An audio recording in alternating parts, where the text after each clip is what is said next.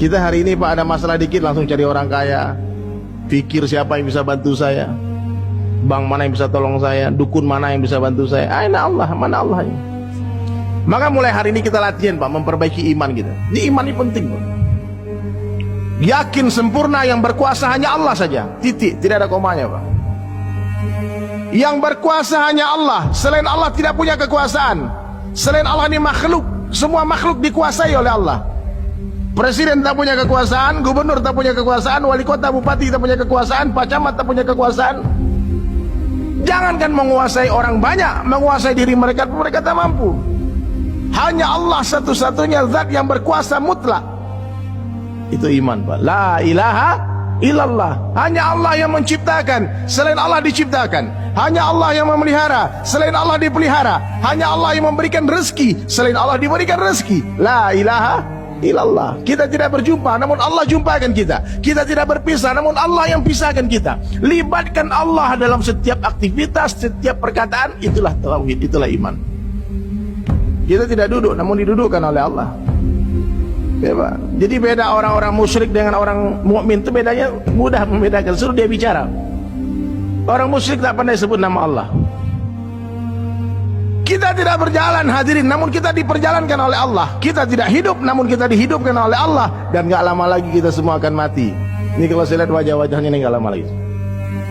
Ini Pak, gak lama lagi. 60 and 70 years, 60-70 tahun.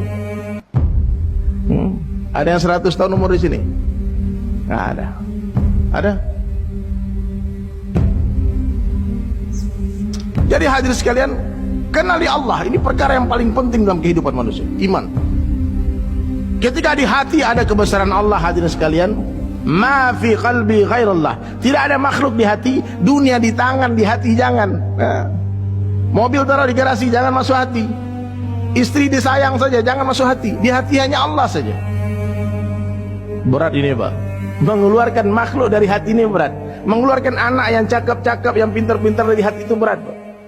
Nabi Yakub alaihissalam punya 12 anak laki-laki, 12 orang anak. Satunya gantengnya kelewatan. Siapa namanya? Yusuf. Sehingga 11 orang anaknya Nabi Yakub ini cemburu Pak. Betapa sayangnya Yakub kepada Yusuf. Cinta betul kepada Nabi Yusuf alaihissalam. Sehingga Allah cemburu hadirin sekalian. Allah pisahkan mereka 40 tahun Pak. Nabi Ibrahim alaihissalam menunggu kehadiran putranya. Lahir itu Ismail alaihissalam, ganteng anaknya Pak. Cerdas anaknya, masih kecil. Allah tes nih, Ibrahim ini mencintai anaknya melebihi aku atau tidak. Suruh tinggalkan di tempat yang tidak ada tanda-tanda kehidupan, di Bakkah al-Mubarak. Belum Makkah namanya waktu itu Pak, Bakkah. Belum ada bangunan Ka'bah yang seperti hari ini yang kota itu. Nabi Ibrahim diperintah meninggalkan putranya dan istrinya yang tercinta Hajar, ibunda Hajar, bertahun-tahun Pak. Ada yang katakan 13 tahun. Tidak ikut menafkahi anak, tidak ikut menyayangnya anak, membesarkan anaknya. Pulang-pulang anak sudah mulai tumbuh remaja, jadi anak yang saleh.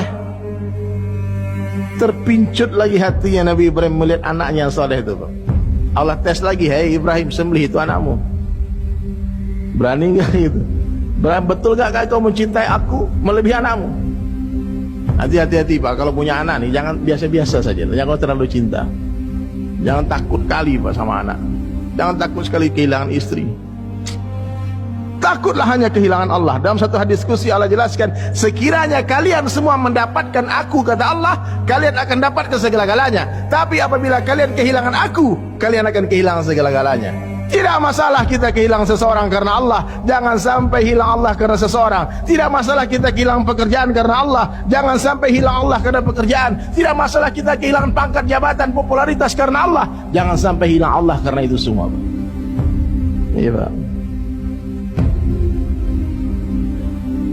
Ini penting Pak, ini gak main-main ya Pak. Lihat memuji seseorang, Masya Allah. Lihat keindahan sesuatu yang menakjubkan, subhanallah. Berjanji jangan lupa ucapkan insyaallah. Hilang barang hilang seseorang, innallahi wa inna ilaihi raji'un. Kalau panas katakan Allah yang kasih panas, bukan api yang kasih panas.